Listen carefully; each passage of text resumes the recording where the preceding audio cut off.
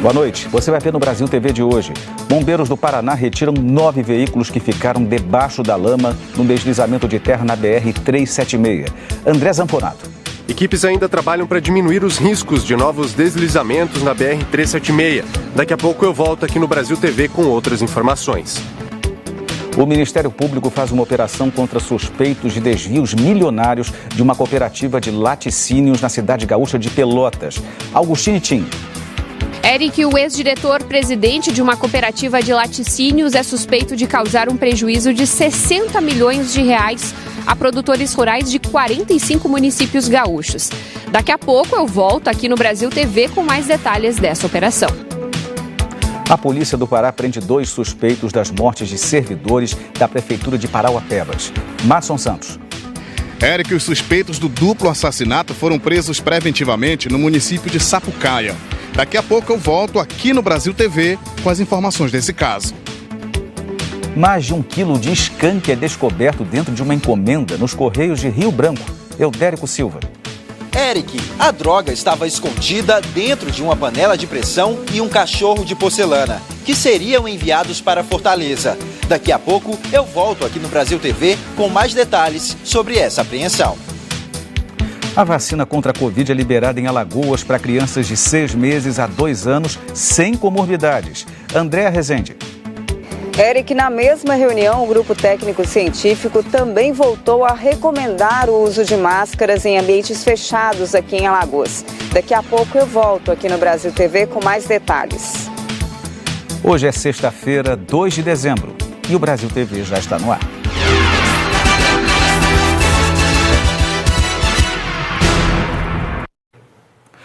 O Brasil TV começa falando do incêndio que atinge o Pantanal.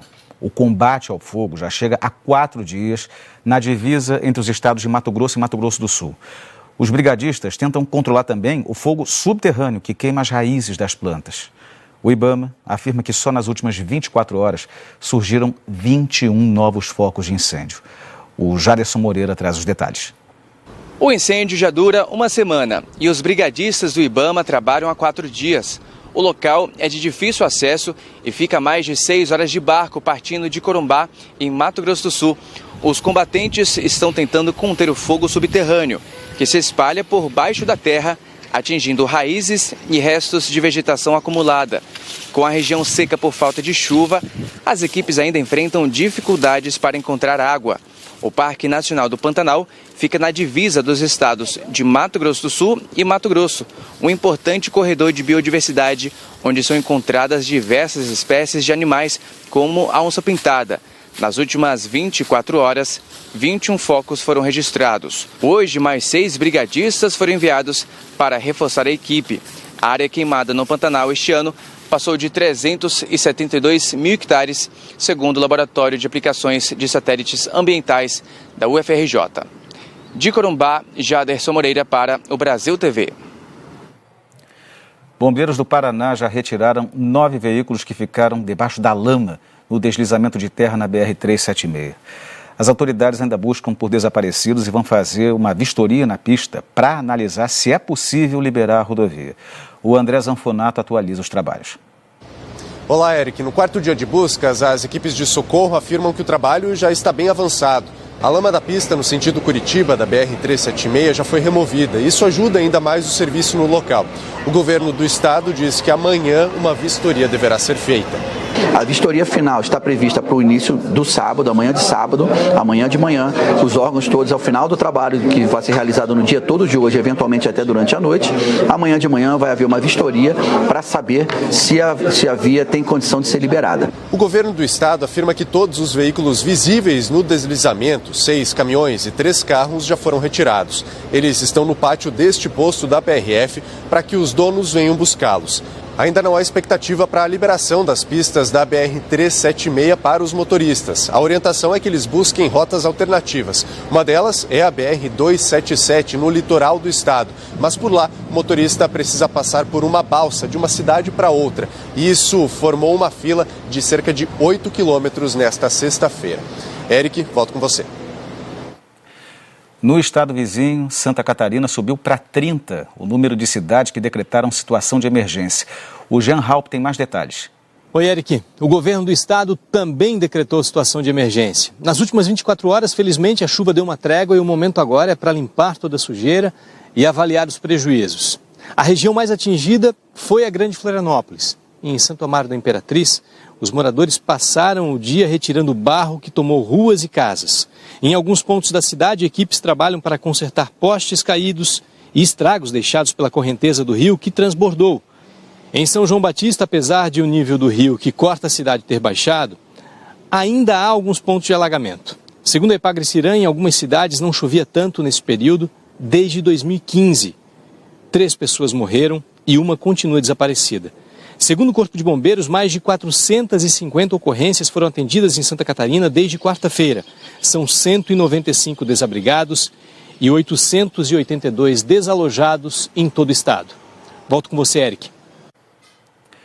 Na Bahia, são 9 cidades em situação de emergência por causa da chuva dos últimos dias.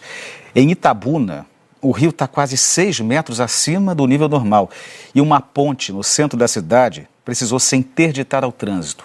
A Olga Amaral tem outras informações. Oi, Eric. A chuvarada preocupa muito aqui no sul do estado. Em Itabuna, de acordo com a Defesa Civil, choveu 100 milímetros entre ontem e hoje. E a situação do rio Cachoeira, que corta aqui o município, é essa. Bastante volume. E também, de acordo com a Defesa Civil, o nível do rio já subiu aí 5,5 metros. Inclusive, uma ponte aqui no centro da cidade precisou ser interditada por questão de segurança. Só que são os moradores ribeirinhos que estão sofrendo mais, estão mais afetados aí com essa cheia. Casas foram tomadas pela água no bairro Maria Matos. O pessoal tentou salvar o que pôde. Em Buerarema, no município vizinho, o nível do rio Macuco subiu 6 metros e também invadiu casas. Moradores resistiram em sair do local. Somente uma família que ficou desalojada aceitou ir para um abrigo da prefeitura, então no município de Buerarema. E em Ilhéus, moradores do bairro Banco da Vitória, que estão sofrendo bastante com essa chuvarada toda, foram muitos os transtornos por lá.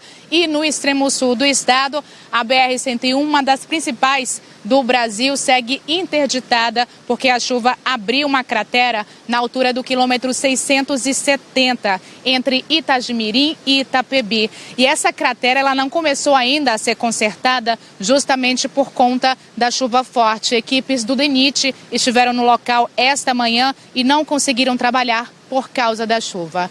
Eric, é com você aí no estúdio. A chuva também provocou estragos nas cidades históricas de São Félix e Cachoeira, as duas no Recôncavo Baiano. Segundo a Defesa Civil, até o momento são 342 desabrigados e mais de 3 mil desalojados no estado. No Espírito Santo, quase 3 mil pessoas também estão em abrigos, em casas de parentes, e o governo do estado diz que monitora as áreas de risco e as interdições nas estradas. A Gabriela Martins atualiza a situação direto da cidade de Fundão, que é uma das atingidas pelos temporais. Olá, Eric. A situação mais complicada hoje é aqui em Fundão. A Prefeitura Municipal decretou situação de emergência. O rio Fundão, esse que você está vendo aqui ao fundo, corta toda a cidade. Ele chegou a 8 metros acima do nível normal. Além das casas que ficam aqui à beira do rio, toda a zona rural do município sofre com a inundação.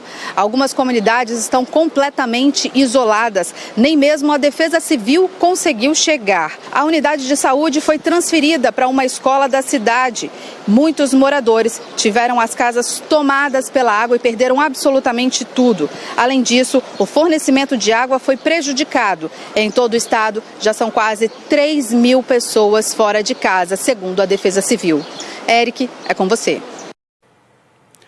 E logo mais você vai ver a previsão do tempo completa no Jornal Nacional. A Polícia Federal e a Controladoria Geral da União fizeram 3 operações hoje para investigar suspeitas de desvio de dinheiro público na Prefeitura de Ouricuri, no sertão de Pernambuco. A Daniele Fonseca traz os detalhes agora para a gente. Olá, Eric. Essas 3 operações foram realizadas em parceria pela Polícia Federal e pela Controladoria Geral da União. e elas apuram crimes relacionados com corrupção e desvio de dinheiro público da Prefeitura de Ouricuri, que fica no sertão de Pernambuco. Os policiais cumpriram ao todo 3 mandados de prisão preventiva e 35 mandados de busca e apreensão em cidades de Pernambuco e do Ceará. Os alvos foram empresários, servidores e ex-servidores da Prefeitura de Ouricuri. De acordo com a APF e a Controladoria Geral da União, as investigações apontaram indícios de direcionamento em processos de licitação e pagamento de vantagens indevidas a funcionários públicos entre 2012 e o ano passado. Os contratos investigados são de mais de 70 milhões de reais e incluem recursos federais que deveriam ser destinados à educação, assistência social e saúde. Nós tentamos uma resposta com a Prefeitura de Ouricuri, mas não tivemos retorno. Voltamos contigo, Eric. No Rio Grande do Sul, o Ministério Público fez hoje uma operação contra suspeitos de desvios milionários de uma cooperativa de laticínios, isso em Pelotas. Um dos alvos é suspeito de provocar um prejuízo de 60 milhões de reais a produtores rurais de 45 municípios gaúchos. A Augustine Tim tem outras informações. Oi, Eric. 5 mandados de busca e apreensão foram cumpridos em Pelotas e Capão do Leão contra 4 suspeitos dos desvios. O principal alvo da operação é o ex-diretor-presidente da cooperativa Arno Coperec, que esteve à frente da empresa por 26 anos. Segundo o Grupo de Atuação Especial de Combate ao Crime Organizado, ele usou o dinheiro da cooperativa para pagar despesas particulares, além de fazer depósitos em sua conta bancária ou repassar para empreendimentos da família. O MP suspeita que os dados de contabilidade da cooperativa eram manipulados, fazendo com que os cooperados não tivessem ideia da dimensão do prejuízo, que supera os 60 milhões de reais. A cooperativa tem cerca de 2.400 produtores rurais associados em 45 municípios gaúchos. À beira da falência, a cooperativa teve que suspender as atividades. Nós tentamos contato com o ex-diretor-presidente da cooperativa, mas não conseguimos. Além disso, a empresa ainda não se posicionou oficialmente. Volto com você, Eric. A polícia do Pará prendeu mais 2 suspeitos da morte de 2 servidores da prefeitura de Ananindeua. Eles foram perseguidos e mortos a facadas. O Madison Santos acompanha esse caso. Oi, Eric, os suspeitos foram identificados como Jocélio Souza Dourado e Vitor Pereira da Silva.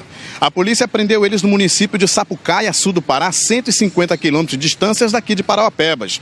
Os 2 são apontados como os autores das mortes do guarda municipal Robson Azevedo e do amigo dele, também servidor da prefeitura de Parauapebas, Giovanni Gomes. O crime aconteceu no dia 23 de novembro. Toda a ação foi registrada por câmeras de segurança e os vídeos ajudaram a polícia na identificação dos autores do crime.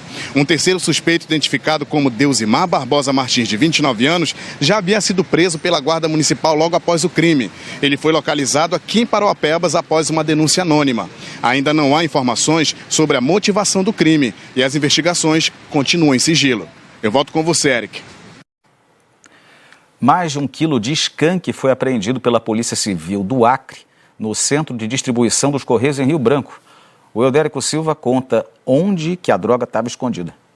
Oi, Eric. Mais de 1 quilo de skunk, também conhecido como super maconha, foi apreendido pela Delegacia de Repressão ao Narcotráfico, a DENARC, nessa quinta-feira, no centro de distribuição dos Correios, aqui na capital.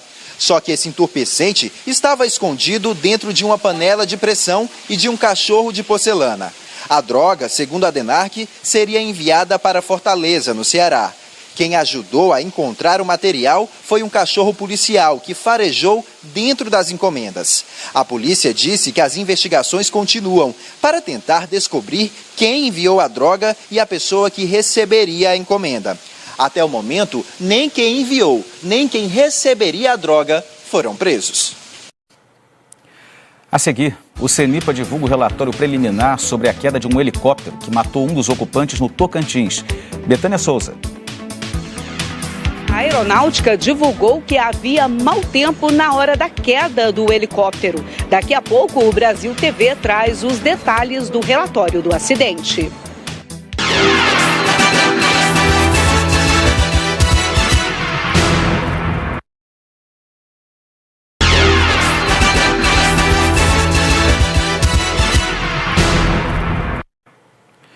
O CENIPA, o Centro de Investigação e Prevenção de Acidentes Aeronáuticos, divulgou hoje um relatório preliminar sobre a queda de um helicóptero na zona rural de Porto Nacional, na região central do estado do Tocantins. A Betânia Souza explica que, segundo a investigação, a aeronave enfrentou más condições do tempo e acabou caindo. Um dos ocupantes morreu. Oi, Eric, muito boa noite para você. Olha, hoje a aeronáutica divulgou as primeiras informações sobre a investigação do helicóptero que caiu aqui no Tocantins na semana passada. Essa aeronave decolou de um campo de futebol em São Salvador, no sul do estado, e vinha para o aeroporto de Palmas, mas acabou caindo em uma fazenda na região de Porto Nacional, cidade vizinha à capital. O relatório inicial indica que havia mau tempo no momento da queda, mas ainda não há confirmações se essa foi a causa principal do acidente. A apuração é realizada pelo Centro de Investigação e Prevenção de Acidentes Aéreos, o CENIPA, e ainda não tem prazo para terminar. Esse acidente acabou matando o mecânico de aeronaves, o Paulo Roberto Maria, de 58 anos. Ele chegou a ser socorrido, mas não resistiu aos ferimentos. O outro ocupante do helicóptero, o piloto Jairo Oliveira, está internado em um hospital aqui da capital. É com você, Eric. A polícia de Roraima resgatou um homem de 92 anos em situação de abandono. O caso foi denunciado depois que funcionários da empresa de energia foram cortar a luz na casa dele por falta de pagamento. A Camila Costa tem os detalhes. Oi, Eric. Um idoso de 92 anos foi resgatado pela Polícia Civil aqui de Roraima em situação de completo abandono e com o corpo tomado por formigas. Ele tem 17 filhos, mas estava sozinho há dias. As investigações iniciaram após os trabalhadores de uma empresa distribuidora de energia elétrica denunciarem um caso para a polícia. Ele estava sob os cuidados de uma sobrinha de 37 anos que informou que não trabalha e mantém os custos da família e do idoso. No dia do resgate, o SAMU removeu ele imediatamente para o hospital devido às condições em que ele se encontrava. Quadro de anemia grave, desnutrição e desidratação. A Polícia Civil instaurou um inquérito para poder investigar a situação de maus tratos e abandono. Volto com você, Eric. Maceió começou a vacinar contra a Covid hoje bebês a partir de 6 meses e crianças de até 2 anos sem comorbidades. A Andréa Rezende conta que o Comitê Científico do Estado também voltou a recomendar o uso de máscaras em ambientes fechados. Oi, Eric. A vacina contra a Covid-19 foi liberada hoje para crianças de 6 meses a 2 anos de idade aqui em Alagoas. A vacinação desta faixa etária estava restrita para bebês com comorbidades. Agora, a Secretaria de Estado da Saúde autorizou que os 102 municípios alagoanos vacinem crianças sem comorbidades. Maceió começou a vacinar bebês com comorbidades na semana passada, mas apenas 6 tinham sido vacinados. Hoje à tarde, a capital alagoana já liberou a vacina para os demais bebês. A ideia é ampliar a imunização e diminuir a taxa de transmissão da doença que está alta no estado. Na quarta, Alagoas registrou 635 novos casos de Covid, o maior número diário de novos casos desde julho. Além desta medida, o grupo técnico científico também voltou a recomendar o uso de máscaras em ambientes fechados aqui em Alagoas para tentar reduzir o número de infectados. Volto com você, Eric. O Brasil TV termina aqui. Outras notícias você vê logo mais no Jornal Nacional, às 8h30 da noite, hora de Brasília. Boa noite e bom fim de semana.